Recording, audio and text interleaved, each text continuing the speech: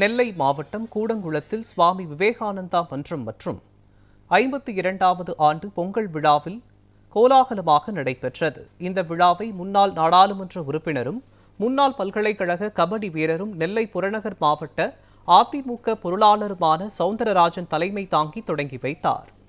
முன்னதாக பெருந்தலைவர் காமராஜர் திருவுருவ சிலைக்கு மாலை அணிவித்து மரியாதை செலுத்தினார். பின்னர் விளையாட்டு என்பது வெற்றியும் தோல்வியும் வாழ்க்கையின் ஒரு பகுதியாக கற்றுத்தரும் முக்கியமான துறை என்றும் அது மனதிற்கு தைரியமும் தன்னம்பிக்கையும் வழங்கும் சக்தி என்றும் தெரிவித்தார்.